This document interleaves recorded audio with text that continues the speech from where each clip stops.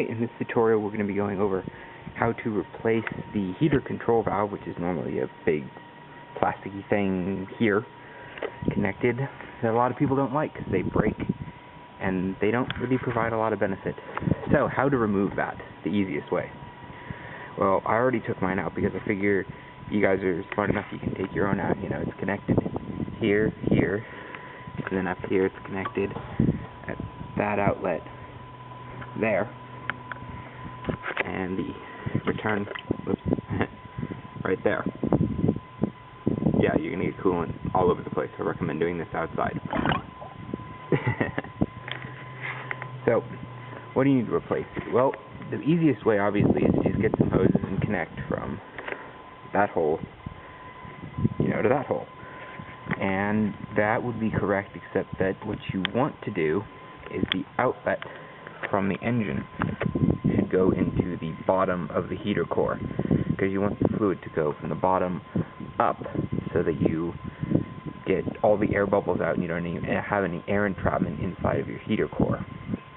And there's a problem with doing that, which is that the outlet over here is 3/4. Well, technically not 3/4. I think it's 11/16, but that's pretty much 3/4, and you can consider it 3/4. And the bottom inlet over here is 5/8, which is smaller. So you can't just take a 3/4 hose and put it on there. So the obvious solution is to buy adapters. You know, guys like these. You know, it's just a little hose that goes from 5/8 to 3/4 on this end here. And that works great, and you can just run a line from over there to over here.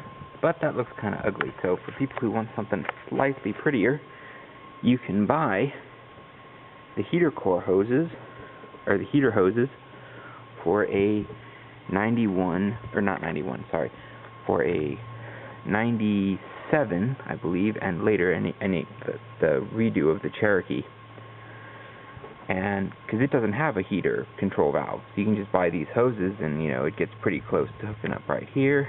It's got this nice S-bend in it, and it plugs in right there. The only problem is that in 97 they corrected this error, and in 97 the bottom one is the 3/4, and so this is way too big. It's a 3/4 hose, and you're not going to get a very good seal on that. So you still want to use the adapters, and you want to take these hoses, cut them right about there, and splice them together. So I'm going to do that and show you the results. So there, as you can see, we've attached the hoses together like so. So they are now compatible with the older model Jeeps.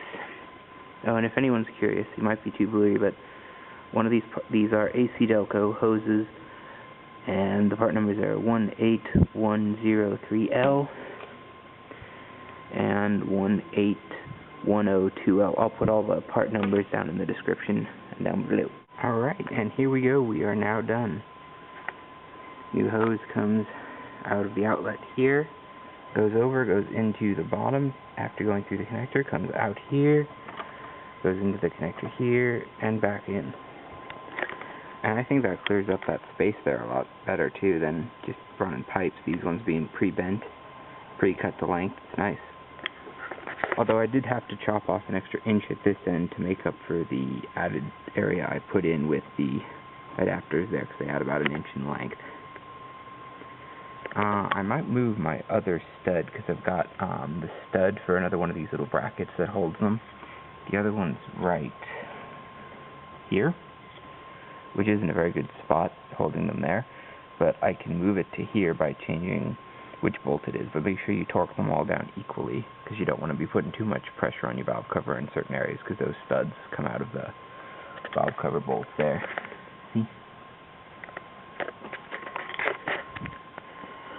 Let's see. You're only really going to need probably about a 5/8 inch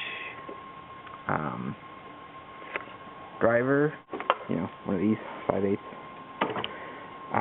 Probably some way to pry the hoses off, because they're going to be stuck on, and a knife to cut the hoses, and that's really all you need. I think these hoses, depending on which brand you get, ACDelco was a little pricey. I think I spent about $15 on each hose.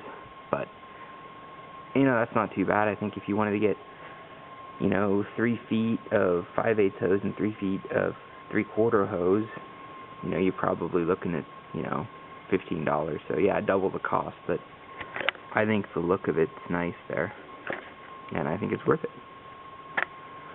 Oh, and for anyone who's wondering, you know, will you lose control of your heater when you do this and remove the heater control valve? No. You know, if you move this over here, or you put this on heat, and it let heat in, or it let hot water into the heater core inside, that'd be great. But the only time that it is off is here. If you're on AC, it's on. This is cold. It's on. It's on as long as your fan is not. As long as your fan is on, it's on. So it's not very helpful. So no, you won't lose control of your heater because it's pretty much on all the time. It doesn't really help with all that much, other than making it a pain to figure out whether you got air bubbles in your coolant system. So you'll be fine, because your temperature control is by this, and this decides which core the airflow goes through, whether it's the heater core or the AC core, or just through nothing if you don't have AC.